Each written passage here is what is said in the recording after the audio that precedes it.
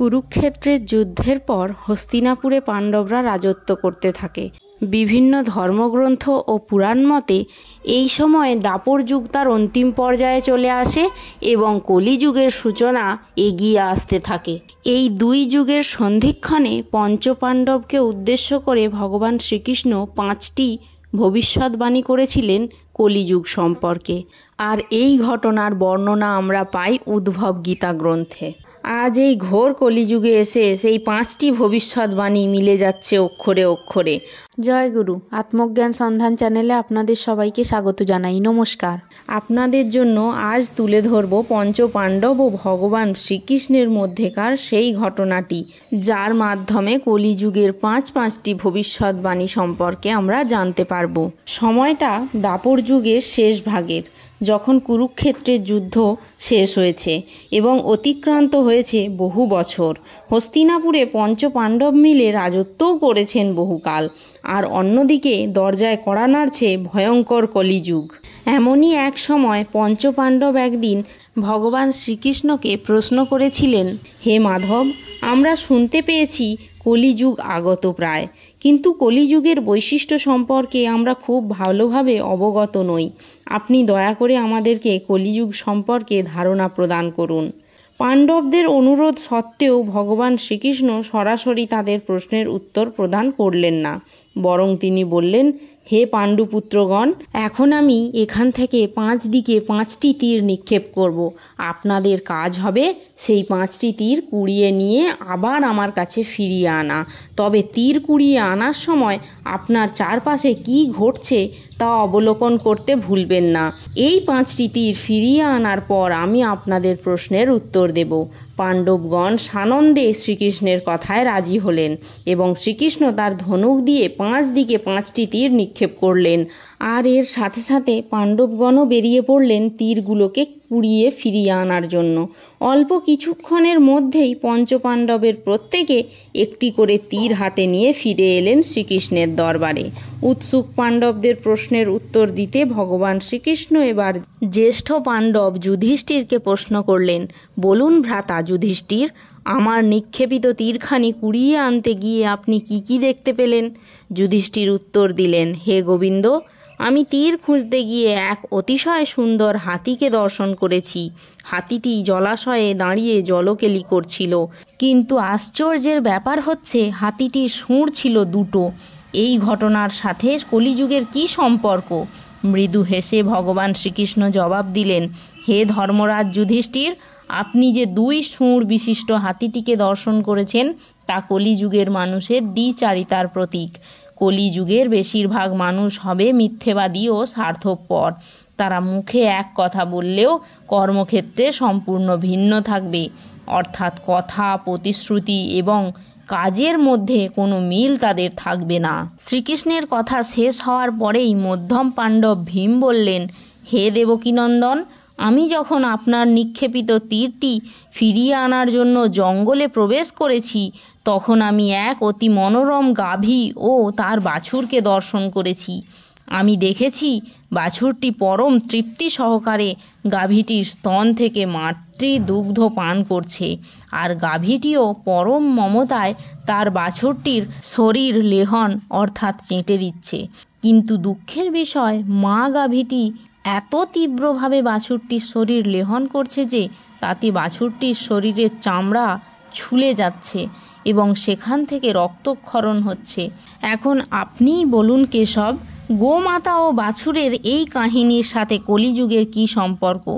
ভগবান শ্রীকৃষ্ণ আবার তার ভুবন ভোলানো মৃদু হাসি হেসে বললেন, ভ্রাতা ভীম, আপনি যে গাভীটিকে দর্শন করেছেন সেটি কলিযুগের মাতা পিতাদের একটি প্রতীকী রূপ।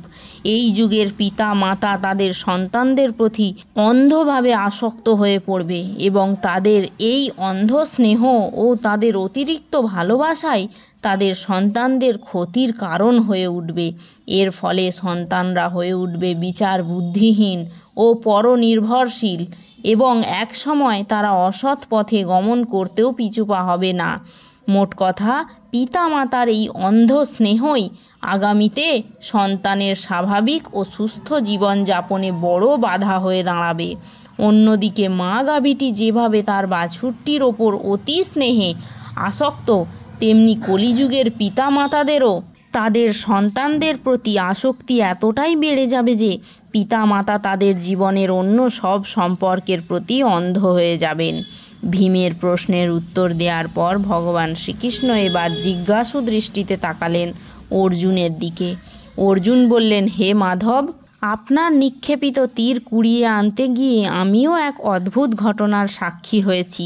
তীর অন্বেষণ করতে গিয়ে আমি নদীর তীর ধরে সামনের দিকে এগিয়ে যাচ্ছিলাম। এ সময় নদীতে ভাসমান একটি দুর্গন্ধযুক্ত মৃতদেহ আমার দৃষ্টিগোচর হয়। আমি দেখতে পাই সেই মৃতদেহের ওপর বসে একটি শকুন সেই মৃতদেহের পচা মাংস খুবলে খুবলে ভক্ষণ করছে। তবে অবাক করার মতো ব্যাপার হচ্ছে, সেই শকুনটির 2 ডানার ওপর স্পষ্ট অক্ষরে লেখা রয়েছে মহাপবিত্র বেদমন্ত্র। পরবর্তীতে আমি আপনার নিক্ষেপিত তীরখানি কুড়িয়ে ফেরত এনেছি বইকি, তবে সেই বিভৎসতাকে ভুলতে পারছি না কিছুতেই। অর্জুনের মনের অবস্থা বুঝতে পারলেন ভগবান শ্রীকৃষ্ণ। তিনি বললেন, হে পার্থ, তোমার দেখা ওই শকুন পক্ষীটি কলিযুগের ভণ্ড সাধকদের একটি প্রতীকী রূপ। কলিযুগের ভণ্ড সাধকের পরিমাণ বহুগুণ বৃদ্ধি পাবে। এ সকল ভণ্ড সাধকরা ধার্মিক, জ্ঞানী ও আধ্যাত্মিক শক্তি সম্পন্ন হিসেবে জগতে খ্যাতি বিরাজিত করবে। তবে তাদের প্রকৃত মানসিকতা হবে শকুনের মতো ধূর্ত ও স্বার্থান্বেষী। তারা বাইরে ধার্মিক বেশ ধারণ করবে, ধর্মজ হিসেবে নিজেকে প্রচার করবে এবং আধ্যাত্মিক শক্তি সম্পন্ন হিসেবে নিজেকে মানুষের কাছে তুলে ধরবে, কিন্তু আসলে তারা হবে শাস্ত্রজ্ঞানে অজ্ঞ। তারা ধর্মকে ব্যবহার করে নিজের জাগতিক স্বার্থ উদ্ধার করবে, অন্যদিকে তাদের অনুসারীদের করবে পথভ্রষ্ট, ধর্মভ্রষ্ট। অর্জুনের প্রশ্নের উত্তর দেওয়ার পর চতুর্থ পাণ্ডব নকুল বললেন, হে যাদব শ্রেষ্ঠ, আপনার নিক্ষেপিত তীর অন্বেষণে গিয়ে আমিও এক অদ্ভুত ঘটনা দর্শন করেছি। তীরের সন্ধানে আমি যখন পাহাড়ের পাদদেশ ধরে সামনের দিকে যাচ্ছিলাম, তখন আমি লক্ষ্য করলাম এক প্রকাণ্ড পাথরখণ্ড পাহাড়ের চূড়া থেকে তীব্র বেগে গড়িয়ে সমতলের দিকে ধাবিত হচ্ছে। পাথরখণ্ডটি এতটাই ভারী ছিল যে পাহাড়ের উপরের মোটা গাছগুলোও সেটাকে আটকাতে পারছিল না। বড় বড় গাছে ধাক্কা খাওয়ার পরেও পাথরখণ্ডটির গতি কমছিল না।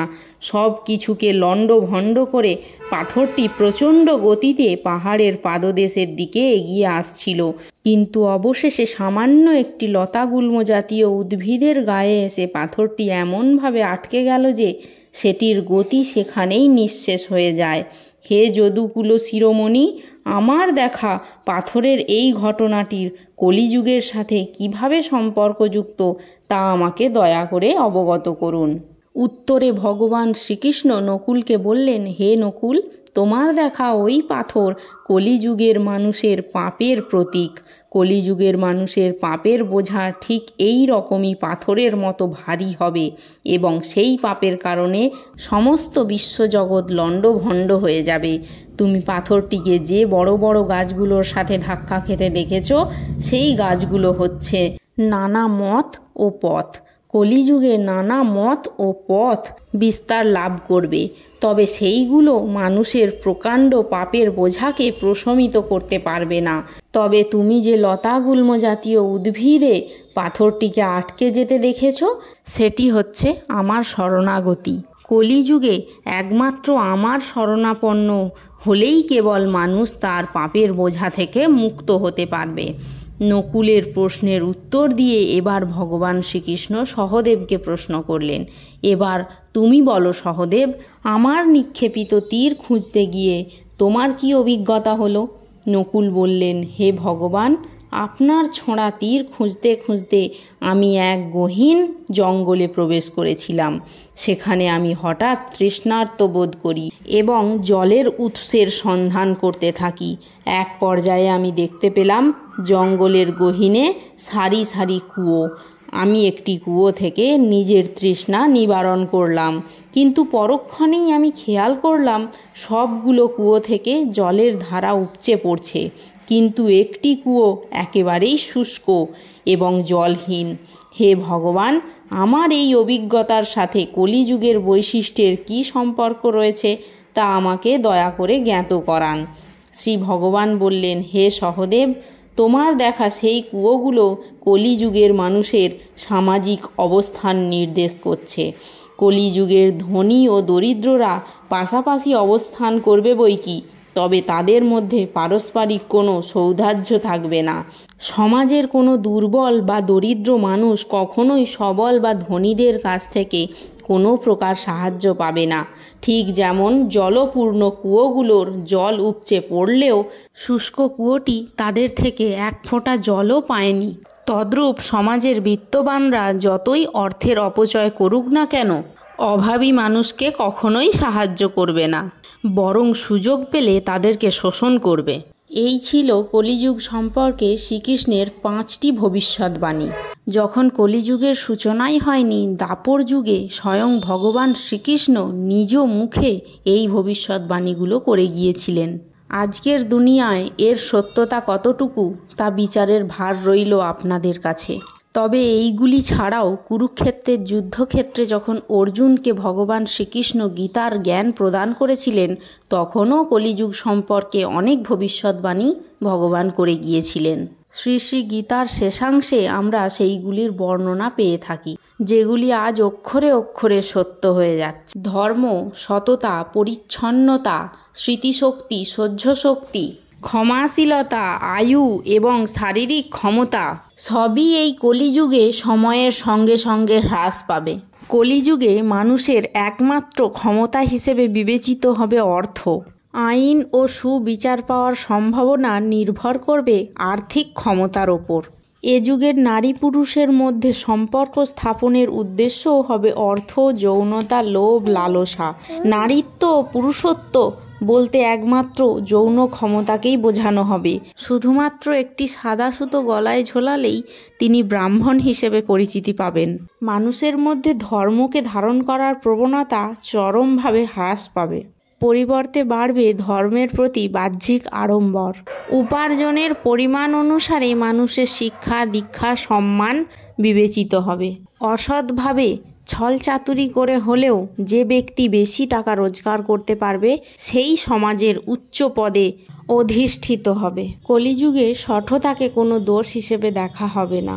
যে ব্যক্তি আর্থিকভাবে অক্ষম, তিনি যতই গুণবান, জ্ঞানবান হন না কেন, তার সমাজে কোনো রকম মূল্য থাকবে না। এ যুগে বিবাহ বন্ধনও কেবলমাত্র মৌখিক চুক্তি হিসেবে ধরা হবে। এ যুগের অধিকাংশ মানুষই হবে দুর্নীতিগ্রস্ত এবং ছলচাতুরির দ্বারা ক্ষমতাবান, যার ফলে তারা রাজনৈতিকভাবেও খুব প্রতিপত্তি লাভ করবে। এ যুগে ক্রমবর্ধমান খরা, প্রাকৃতিক দুর্যোগ এবং মহামারীর প্রকোপে জর্জরিত হবে সাধারণ মানুষ। শাসকের পদে থাকা মানুষরা দরিদ্র মানুষদের ওপর খুবই অত্যাচার করবে। অত্যাধিক গরম এবং অতিরিক্ত বৃষ্টির কারণে মানব জীবন বিপন্ন হবে। কলিযুগে বৃদ্ধ বাবা মায়ের দায়িত্ব অস্বীকার করবে নিজের সন্তান। কোথাও কোথাও দেখা যাবে যে নিজের সন্তান বাবা মায়ের পরিচয় দিতেও কুণ্ঠাবোধ করছে। অতি সামান্য পরিমাণ অর্থ বা খুবই নগণ্য কারণে মানুষের প্রাণ নিতেও দ্বিধাবোধ করবে না। নিজের স্বার্থে আঘাত লাগলে পুরনো সব সম্পর্ক ভুলে মানুষ নিজের আপন আত্মীয়েরও চরম ক্ষতি করতে উদ্যত হবে।